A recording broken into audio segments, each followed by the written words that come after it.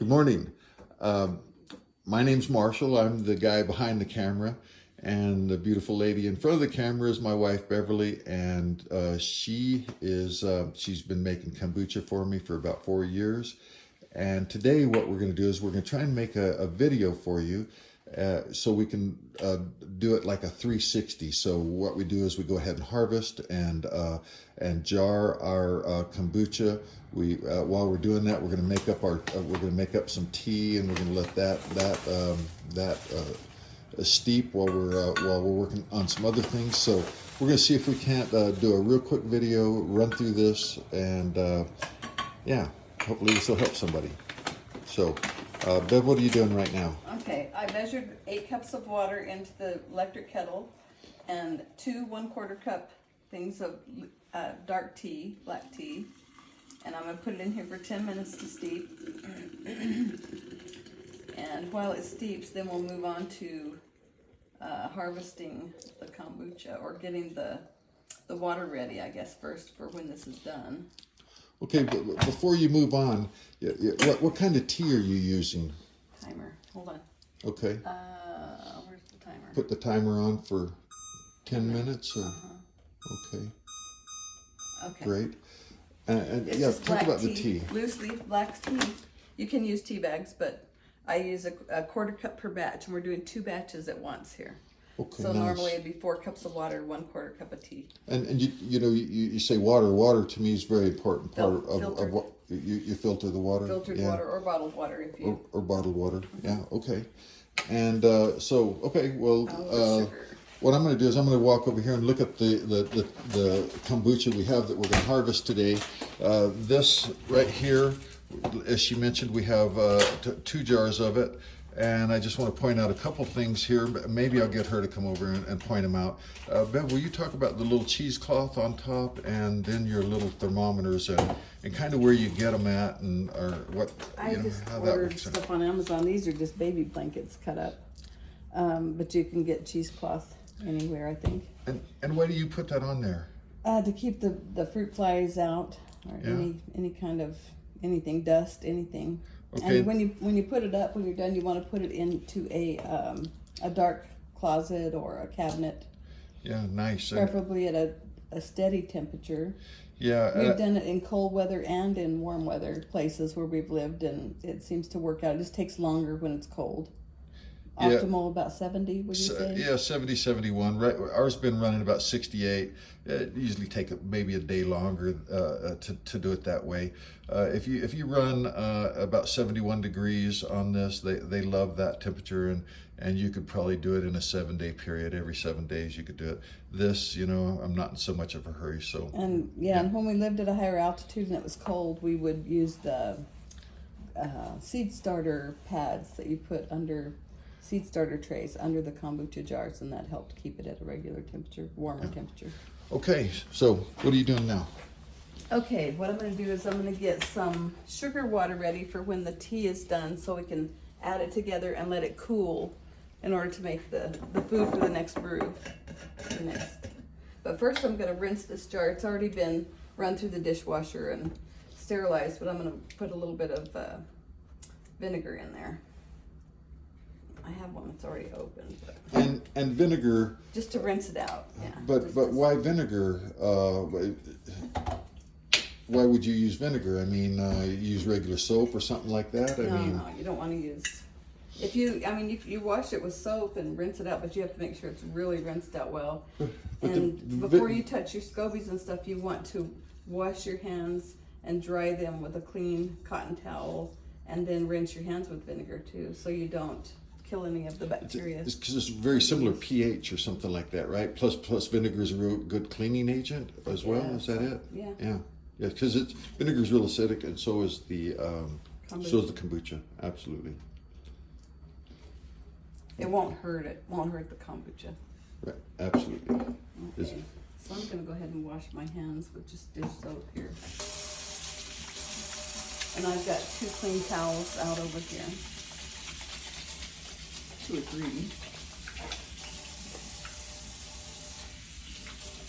And you can put 3/4 of a cup to a cup of sugar per batch. So I'll be adding almost 2 cups to, or 1 3/4 cups to this jar. So we can put our tea in it and mix it with some cold water and a little bit of ice to cool down our brew. So let me get I'm not gonna rinse my hands with vinegar till I do this. And as far as canning, we'll show you these little jars here. This is from another kombucha maker that you know we really like, and when we do buy the commercial stuff, but you know we use their jars and recycle them, and those allow us to store it while we're fridge. using it. You know, Yeah. right? And so this is what about the sugar? I just talked about the sugar. Okay, sorry. And I'm gonna mix it with the hot tea when the timer goes off. And then after the sugar dissolves, we'll add a little bit of cold water to it and maybe a little bit of ice. Is the timer not going? Huh. Oh, that's the timer. How come it's not going? I don't know. No, wait, don't clear it. Oh. That's weird. Okay, well, it's only been a couple of minutes, right? Right, right. Let's go. I'm used to using my watch, and I didn't put my watch on. Is what's wrong. Or we use Google. Yeah, so we'll do 8 minutes. No, it's countdown. It's countdown. Right. Okay, so in the meantime, we can take these scobies. Let me get a bowl to put them in. And you try and use glass, right? You always try and use glass? Yeah, they don't want you to use metal. I don't know if it's because of the vinegar or I don't know what it is. I don't know why. I was taught to use glass. Well, taught, when she says taught, This is not we spend a lot of time studying and researching different techniques from different folks. And Bev's techniques are a compilation of probably the best practices of a lot of different folks out there. Wouldn't you agree with that, Bev? Yeah. I watched a lot of videos before I ever started. And we used to test the pH and all that stuff, but it was the same every time. Every time got to be routine, so we dropped that part of the process. And you might want to, if you're a beginner, you know, watch some of those and or check out what it's supposed to be and get it exactly, make sure you're doing it right. I was just paranoid I was gonna poison you. That's what what it was. Well, you know, we had some really fun experiences as well. So we think you should really watch through a whole bunch of these videos and stuff. One time, what we saw, and it was great. The guy had some really great things. He was in a sanitary kitchen, totally stainless steel, the whole deal. And we're watching him. We commercial kitchen. We learned some things, and then you know what we had previously learned from someone is, you know, she used to have a siphon hose, and we would use that siphon hose. Put it into individual bottles. Put it in individual bottles, and it would do it without any human interaction or anything like that. And so we see this one gentleman, and he's doing everything right, everything's sanitary, everything's perfect, until it comes to trying to bottle this kombucha. So what he does is he gets a hose and he starts sucking on the end of the hose too. After doing all the other stuff. Yeah. So anyway, yeah. But the bottom line is what we're doing here, and is that it's a compilation of everything that we've learned. And each time you do it, you're going to get a new layer of SCOBY here. And since ours is only 3, I'd leave it till it gets too big to handle, because it might help it brew faster, maybe. Yeah. I don't know. Well, tell me about the SCOBY a little bit while you're here. Where'd you get that SCOBY? We made this one from a bottle of commercial kombucha that was just locally plain, available, not flavored. Yeah, not flavored. I mean, locally available, and they've grown pretty big, and they're making some pretty good juice right now. So what are you doing now, Bev? I'm going to reserve at least a cup and a half. You know, this is a 1 cup, and I don't quite fill it full. A cup and a half. From each jar, from each. The SCOBY and 1.5 cups of From each of the jars, yes. of the kombucha that we're harvesting today. And I'm just going to put them in the same bowl. Yeah. You know, I mean, Yeah. I guess if I wanted to put them in different bowls, I would have them all measured out. We mix and match them, you know. It's all the same. Yeah. I think most people Let's do. see how this one looks. This one's much thinner. Yeah. But they look good. I mean, yeah, it's looking good. Sometimes they're dark, sometimes they're light.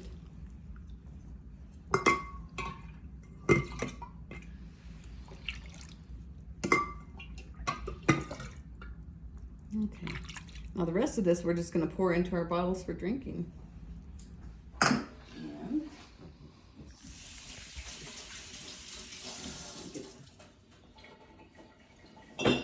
we have 4 minutes left, so we could probably fill one of these or 2 of these. 4 minutes. Okay, Before we cool. have to move the tea over. Okay, where's the funnel? There it is. Okay. And these temperature things are just like for fish tanks and stuff. And where'd you get those at? Amazon. Just got them off Amazon? Yeah, it's like a 15 pack for $8 or something like that. Or 10 pack. It wasn't a 15 pack.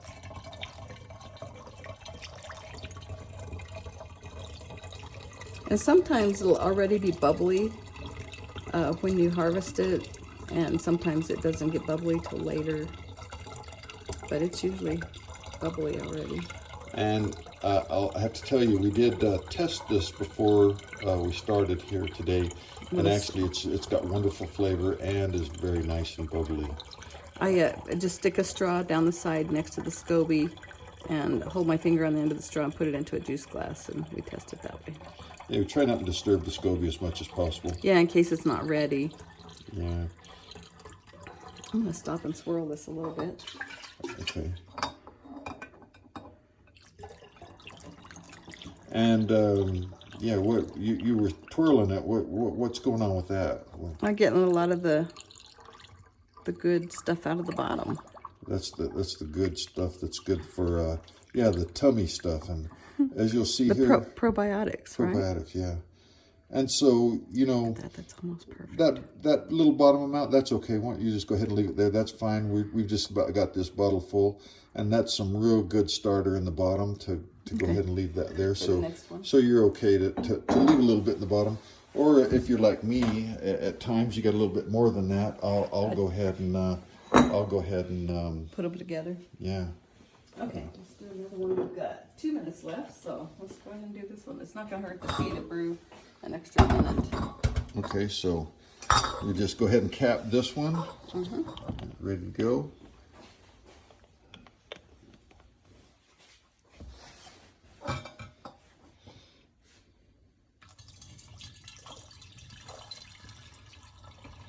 And see, this is easier in these jugs. When I was doing it into individual bottles, it was much easier to use the siphon hose.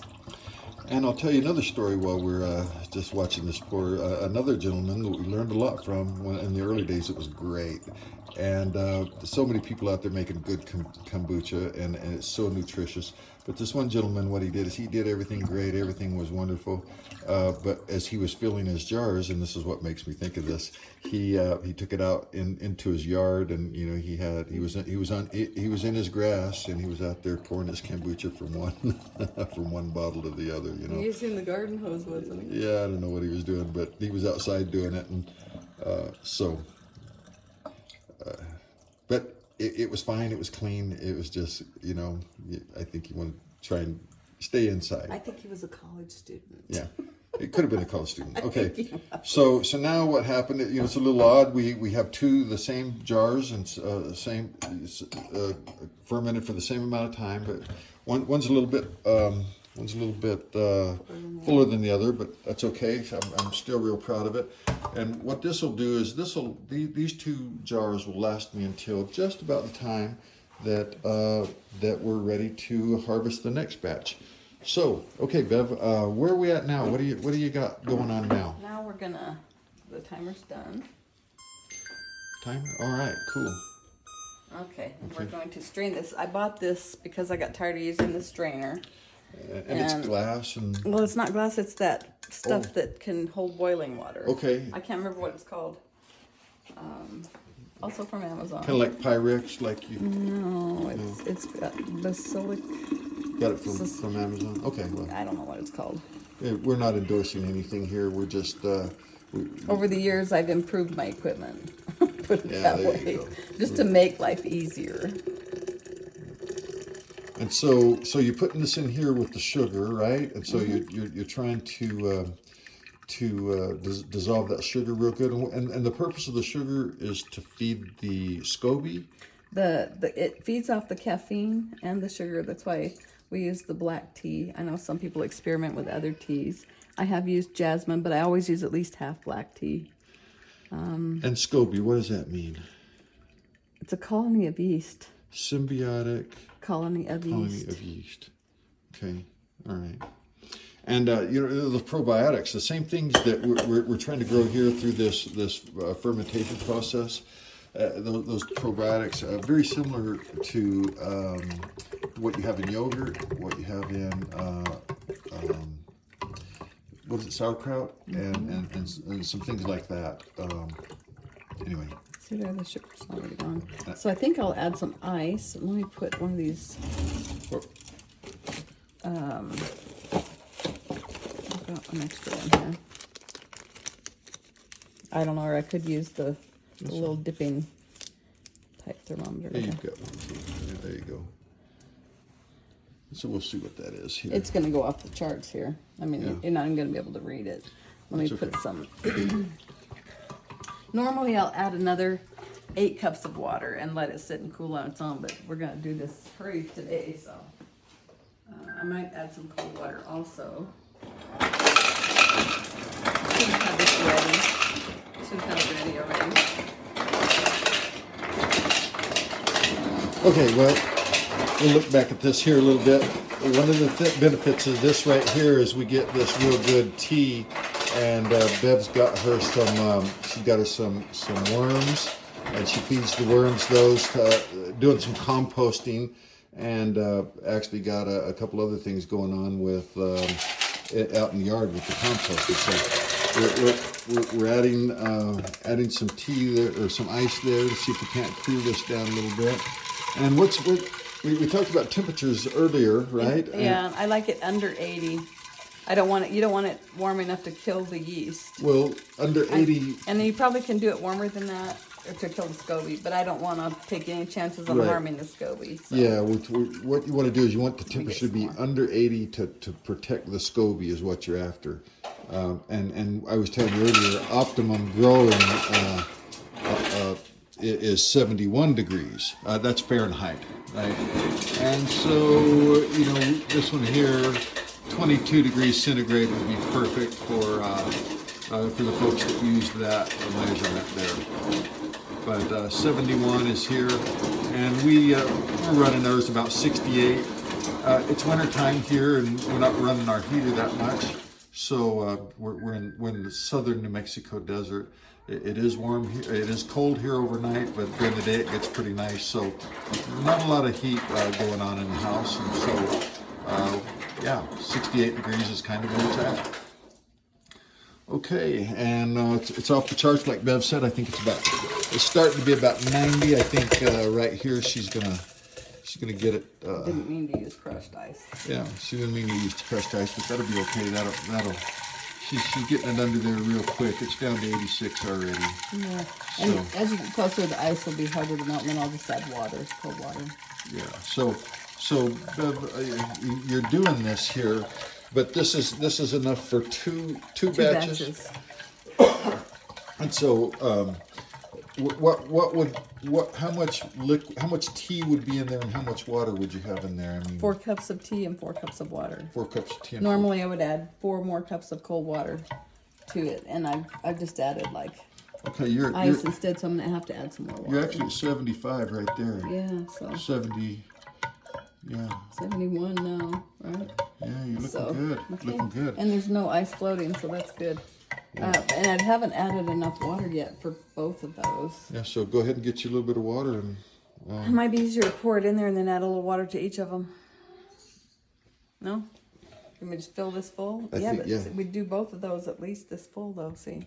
All right, yeah, just do that. Okay. You know what you're doing. So what you're doing is you are splitting that in half, right? Mm-hmm. Trying to. Let me see if I can. Let me set it closer. Set it closer so we can do that, and I'll help you out a little bit.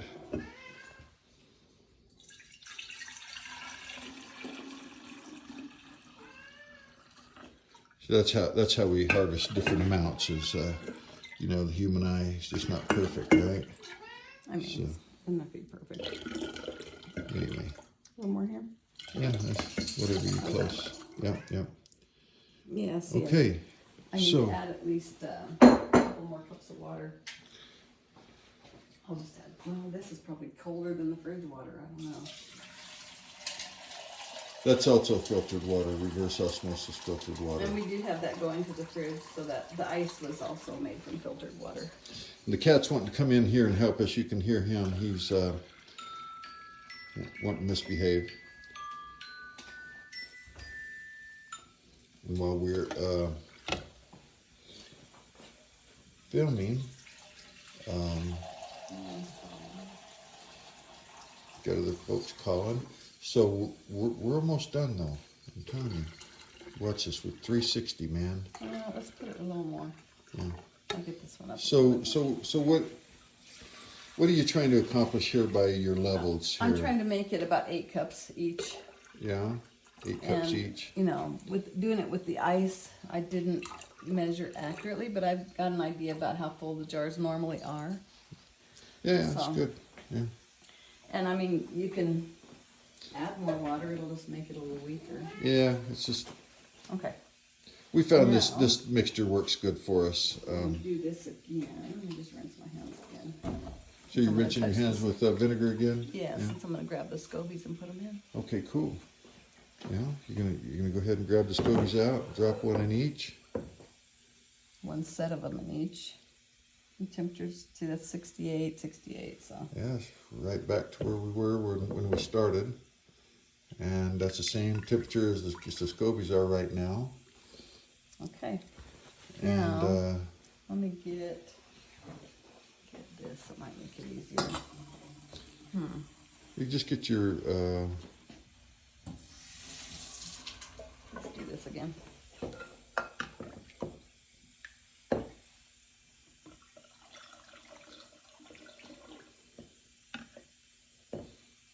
Okay, and you put about 1.5 of those in there?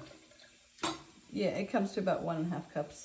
This is a 1 cup measuring cup, and I'm getting as close as I can to being full for each one. And basically what we did is we used the old jars. We didn't wash them or anything else. The reason we didn't is because you got all the good SCOBY, the SCOBY particles or whatever you call it in there, and it's just, yeah.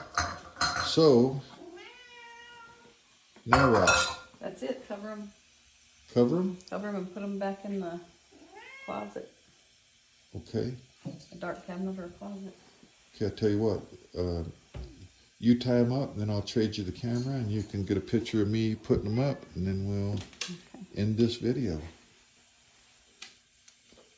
So, okay, well, hopefully this will help you all, and hopefully you've enjoyed the discussion today. How long did that take us? We're right at 23 minutes. But I want to talk about real quick. The cat scratching my stuff. I had to shoo him out of here. Terrible cat. Anyway, what we got going on here is Bev's tying this cheesecloth on here. And, gosh, I don't know what I was going to say. I got mad at the cat. And so I guess we're done with the video. Hope you all have a good day. Look, you can, flip it around and let Bev. I was going to show them real quick. The SCOBY sometimes will float and sometimes it'll sink. See, this one's floating, that one's sunk. But it'll usually rise to the top. And if it doesn't, it forms a new one anyway. So it's nothing to worry about. Okay, and there's Marshall. Get your stool. You might need the tall stool. Is that You know, it's just the place we have that really doesn't get bothered, and so it's a great place. The best thing is to put them kind of in a dark place, leave them alone. yeah? And you know, if we didn't have animals and grandchildren and everything, we could probably just keep them on the cabinet in the utility room or something. But it's not that quiet around here. So there you go. In another week or so, I'll have me another batch. Probably about 11 days, 10 days. Yeah. Okay. Thank you.